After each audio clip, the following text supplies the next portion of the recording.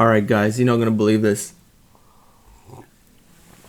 We're going to record a video analysis on Valaris. It's super in-depth. I did like 4.5 hours of research trying to dig deep and do a little alternative vision of the company. Try to value it from a different way than basically anybody else out there that I am aware of anyways. Now, I'm trying to take this angle, this different perspective, because I am not the most knowledgeable or authoritative voice in the oil space. I'm just a generalist. So we're going to take a look at Valaris boldly first, and I have prepared this huge document here. Huge document about my explanation of how I came to the conclusions that I've come up with, and we're going to go through it.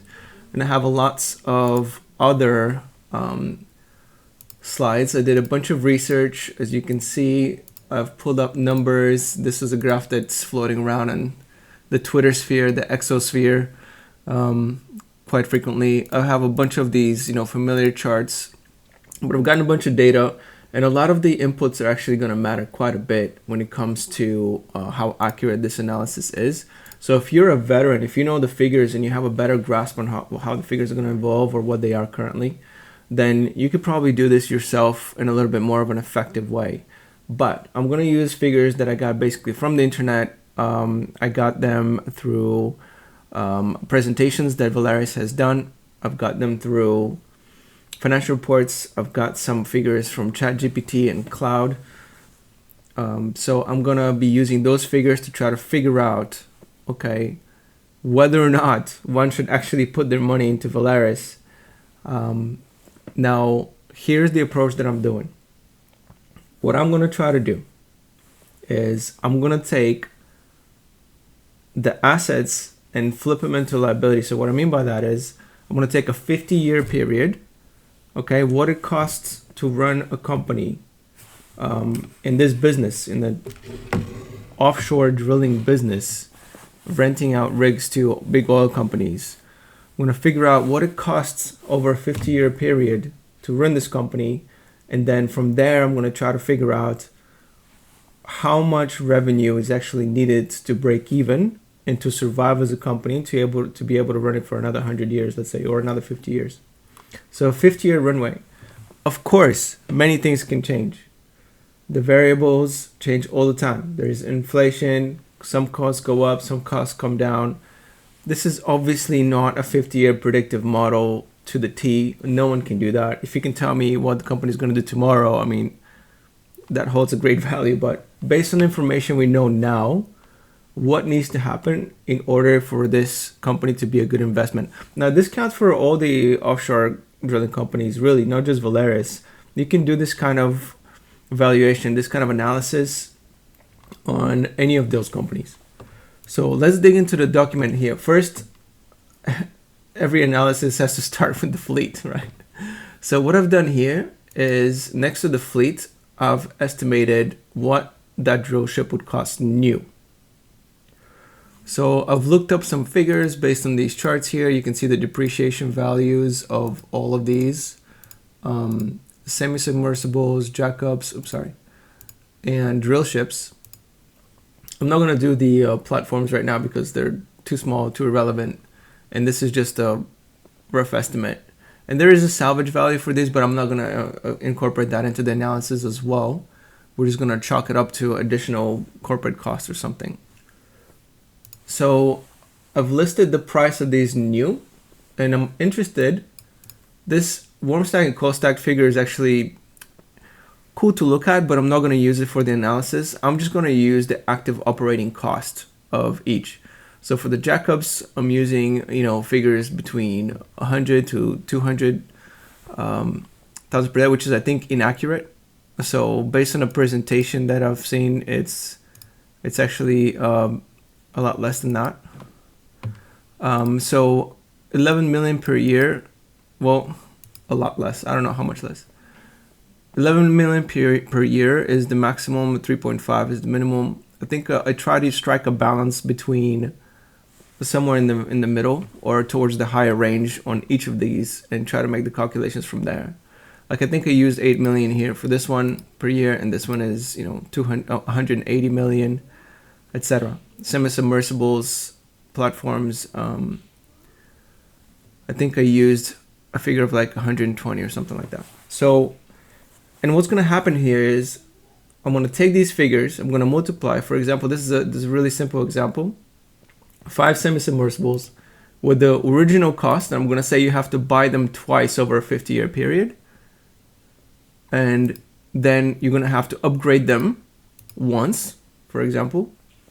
It's probably twice, but it doesn't matter. Once over that 50-year period. And then the operational cost. So I used 125 million per year. The operational cost when it's active, okay? And I multiply that by 50 years. And I get a figure of what this business is actually going to cost me to operate over 50 years. And I try to fill that in with how much revenue, how much money needs to come in order to cover that cost. Now, this figure, is excluding like corporate costs, interest on debt. It's excluding things like, marketing, etc. So I'm going to add some of those costs back in towards the end. But I'm trying to not go off of the financial statement, okay? Like, I do this a lot, but everybody does this, okay? So we can go to stockanalysis.com and we can click on Valaris. You can go, okay, well, here's the annual figures.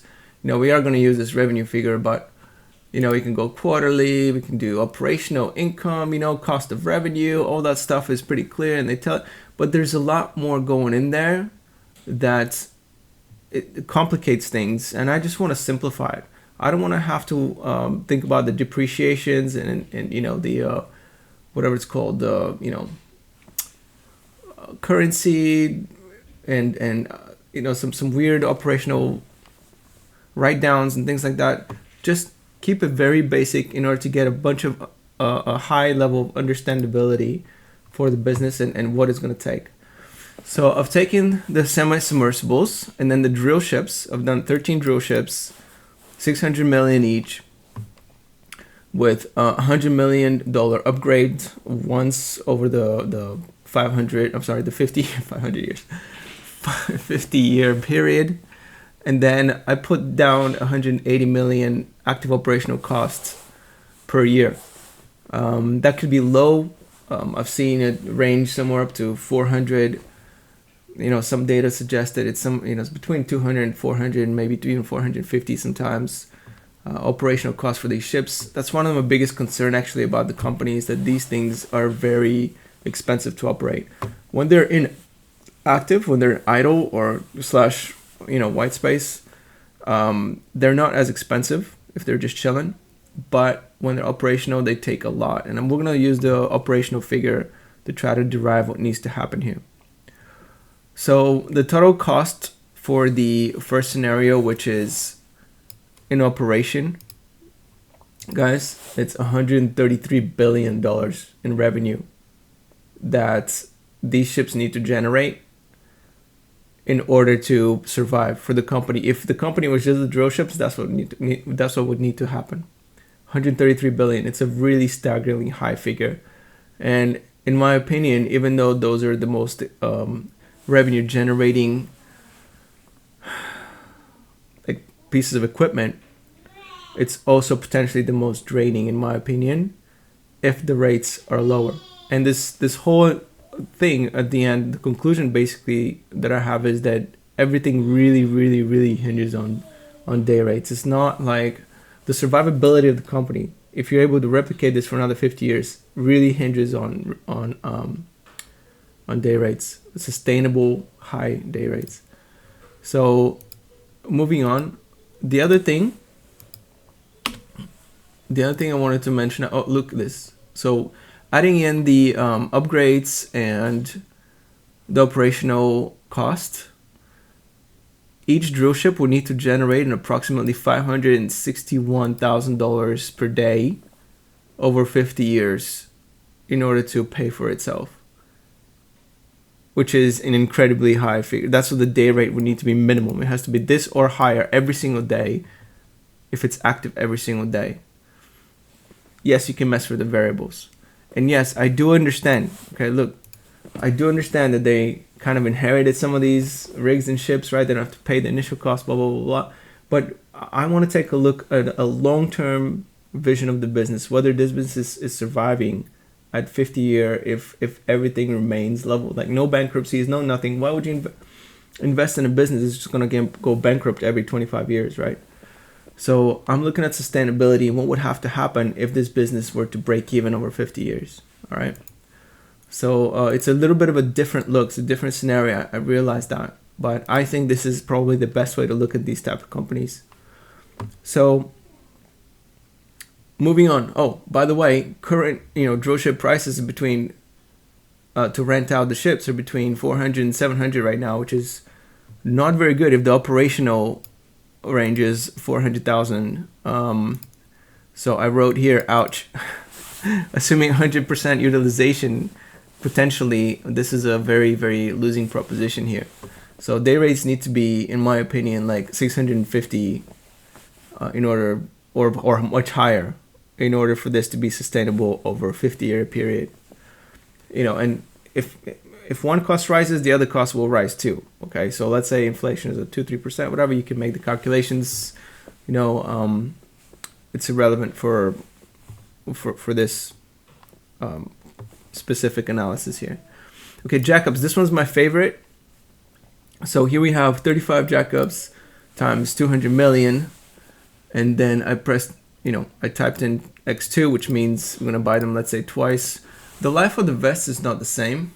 Let's see where the vest, there it is. So 20 to 30 years for jackup, 25 to 40 years for drill ships, semi-submersible 30 to 40 years, and then managed platforms 25 to 40. But I've kind of averaged everything down at 25 years, just for simplicity's sake. And then upgrade intervals are, I put in one upgrade in there. I probably should have done 2 upgrades, but it doesn't matter that much for the sake of the analysis. So just bear with me here. And of course, you're the expert, right? You know more about the oil space and offshore rigs than I do. So plug in your own figures and figure this out. So one upgrade and then purchase them again, right? X2. I put in $50 million yearly as active operational cost, okay? Which is anywhere for as low as 11 to up to 50. But this is, it's 15 supposedly stacked. Warm or cold, somewhere around there. But even with these figures, you'll see how the jackup actually is very, very effective and really good leverage here. So after doing the calculations, right, I actually typed this into ChatGPT to do the calculations for me. I came up with a figure of 20 billion, all right, dollars that the jackups need to come up with. That's it, in 50 years. Like that's nothing, okay? Unless I've done a calculation wrong. I have to go back and check the figures now because that sounds a little too good. Even though I was looking at it earlier compared to the drill ships. But if that's indeed true, okay, $20 billion. So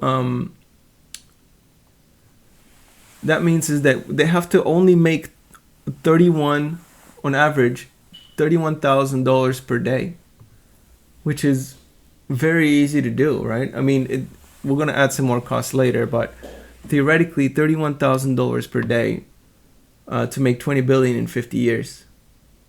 So in the operational expenses, that doesn't include a few items, okay? It doesn't include items like, for example, interest expense on debt. Currently, the interest expense on the debt is about $6,577 per day. Non-operational expenses like selling, admin, etc., about $8,686 per day. And then I added a flat 150 million expense for corporate. Now, again, you can mess with those figures if you feel like those are different, but those are just figures I'm throwing out there. And all that comes out to $46,587 per day to break even with the jackups. So currently the day rates, I believe, are higher than 100,000. Maybe I'm wrong here, but I don't know what the exact contracts are or where the trends are going. Judging by some of these, it's hard to say actually, because let's see, high spec jackup, it says 165K here, but I don't know how high spec it is, right? The jackups, and I suspect the Valaris ones are not that good, so they're probably renting out somewhere around $100,000 range. So at $100,000, it's looking pretty good. And here's some quick math here. I looked at some really low times in the industry where 60% of utilization rate is actually happening, and in dismal conditions that will generate about 30,000 per year. 30,000 per day. And this is not per year, this is per day, which would make the jackups a losing proposition. And then at 70% utilization, assuming a 70K per day rate, we're getting a 52,500. So that means that it's going to cover that $46,000 figure. So we need a minimum 70% utilization at 75K, guys, in order for the jackups to be sustainable over 50 years, basically, is what I'm saying. And we haven't added up the corporate expense yet. So I think 75% would, to be safe, sustainably 75% over 50 years at 75K, non-inflation. Inflation adjusted. At 90%, which is like a really good time, 90% plus, with 150K per day, that brings us to 135 per day, which is well above the 46,000 per day figure, which would make this very profitable. It would be an extremely good deal. And then here's the non-operating expenses. I just got this from stockanalysis.com, but you can sift through the reports and figure out some of these figures yourself, right? So judging on my research, we can expect somewhere between 70 to 85% at least next year or the next, which is somewhere between 53K and 120K per day. Minus 46K, that leaves 7K to 74K per day profit, which comes out to 89 million or $945 million from jackups. And we take the 150 million out, okay, from corporate expense. So that leaves us with anywhere between minus 60 million to plus $795 million, okay, in profit from jackup, depending on the rates and utilization. So this is the range, and we have to be on the high side of this range to actually be making pretty good money. But it's pretty good potential at 85%, which is not unthinkable. It's completely realistic. We could get $800 million yearly profit from the jackups. That's crazy, right? That's really good. Even though the drill ships are and the semi-submersibles, they're actually a bit better, but the drill ships can be a pretty big drag, even if they're active 100% of the time. In fact, it's almost better for them to be non-active because their idle expense is pretty minimal. So it's actually better to be non-active, waiting for a good contract, rather than try to get contracted at like 500,000 per day. It's probably better to be inactive, honestly. So here's the interesting parts, right? I did a total 50-year business cost. So I added it all together. We're excluding the two managed platforms. It's about $195 billion that needs to be made over the course of 50 years. So we need $200 billion in revenue, basically, in order to have a business. If we don't make 195 billion in 50 years, this is not sustainable. We'll not go on for another 50 years. We'll not pass go and collect 200. Be broke, bankrupt every 10, 20, 30 years. We need 200 billion. So let's take a look at the revenue in 2023. 2023 revenue is 1,784,000,000 times 50 years. That's only $89 billion, guys. $89 billion. That's not even half. Not even half if we take the revenue of last year. 2024 trailing 12-month revenue times 50 years, that's 113 billion and $100 million. 113. Not enough. If we extend what we're doing from year now and back, right, for 2024, we're not gonna have a sustainable business. We need like double that. We need double. So higher utilization rates by a lot. We need higher prices though. The day rates really need to skyrocket. They need to be not skyrocket, but they need to be sustainably higher than where they are now. Sustainably. And judging by, the 2014, 15, whatever, 17 period where the rates were coming really far down, that's bad. That cannot be. That means bankruptcies ahead. Unsustainable. Forget about all this depreciation, all that stuff. Like, just look at a pure, cost of the business for 50 years. You can't get out of that. You can only deal and massage the figure so much. You can only sell that many ships for scraps. You can only trade that much. You're not going to make up that many billions of dollars just by deal making, okay? It's going to be tough. All right? It's going to be tough. So this is very pessimistic. Very pessimistic. So I try to figure out, okay, what's a very optimistic environment? Maximum revenue based on current rates, maximum revenue, $5.2 billion dollars per year. If all of the rigs and all of the semi-submersibles active 100% of the times and they're charging competitive rates, 5.2 billion. That's an unrealistically high expectation, right? It's never going to happen. 5.2 billion in revenue per year times 50 years. Like zero chance this happens. 260 billion over 50 years. 260 billion. So we're clearing by the required amount by $65 billion.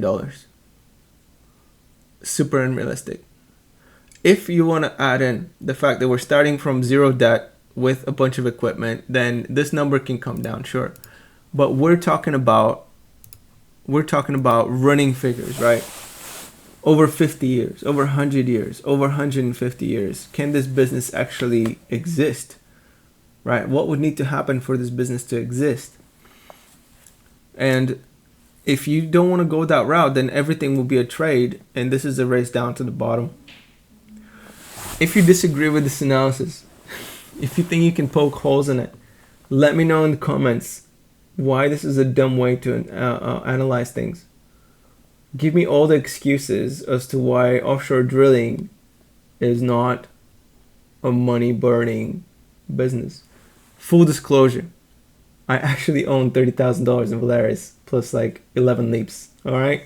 So I'm taking it as a trade a little bit, but I'm having a hard time justifying owning this business over 50 years. Maybe over 5, maybe over 10, but what's going to happen afterwards? They're going to have to dish in more and more money at higher prices for new rigs in order to sustain the same fleet or grow the fleet. Or they're going to have to acquire distressed assets from other bankrupt sea drillers or something. But I don't think that's a sustainable path, honestly.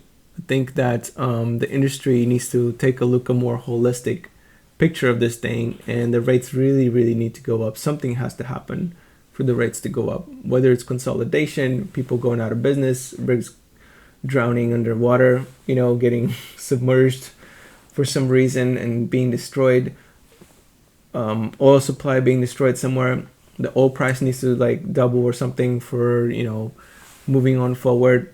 This needs to be a historically low rate and historically low oil price and historically low day rate for the rigs in order for this scenario to play out. So if you think that's the case, then great. Let's go in this together. Let's make a bunch of money off Valaris and Tidewater and rig or whatever. But if that's not the case, if this kind of price actions are on the horizon for the next 50 years, then this is a definite sell. Let me know where I got wrong. Let me know why your way is better. Peace.